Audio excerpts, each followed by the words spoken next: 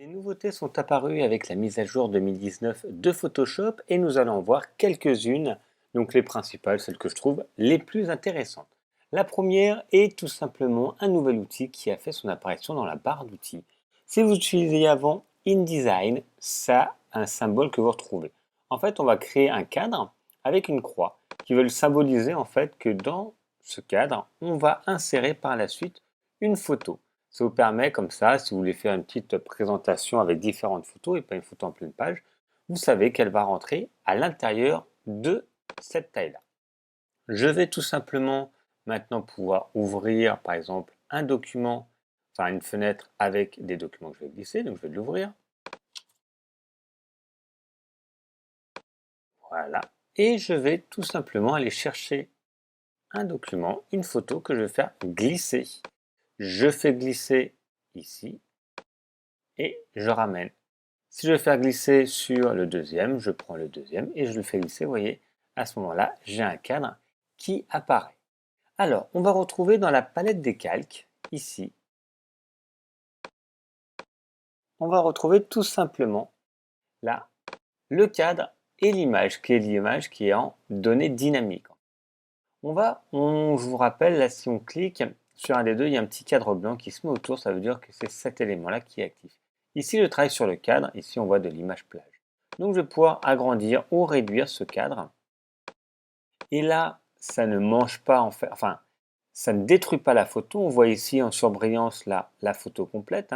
Ça cache des éléments. Donc, on va pouvoir jouer sur ces éléments-là. Donc, si je clique dessus, je peux également cliquer sur la photo. À ce moment-là, j'interagis maintenant sur la photo. Je déplace la photo dans le cadre et je peux tout simplement l'agrandir, commande T. Depuis la nouvelle version 2019, l'homothétie est respectée par défaut. Au début, il fallait appuyer sur Shift. Maintenant, à l'inverse, quand on appuie sur Shift avec 2019, ça retire l'homothétie. Voilà. C'est juste pas que vous vous trompiez. Et maintenant, si je clique soit au milieu entre les deux, soit directement sur la photo avec ma flèche de déplacement, je déplace l'ensemble, le cadre et l'image. Je vais retrouver la même chose ici. Pareil, je peux modifier le cadre. Et après, quand je clique sur la photo, je modifie la photo à l'intérieur du cadre. Si je clique à l'extérieur, je vais pouvoir maintenant, comme ça, les mettre les uns par rapport aux autres. Voilà, on peut faire des rectangles et quand je clique sur l'élément, on peut également faire des cercles. Ici, on voit un petit symbole de cercle. Je clique par défaut. Alors, si j'appuie sur Shift, il y a toujours quand même quelques homothéties qui restent. Ça me fait un carré, donc ça me fait un cercle parfait quand je lâche. Et de la même manière, je vais pouvoir prendre ma photo et la faire glisser juste ici. Voilà.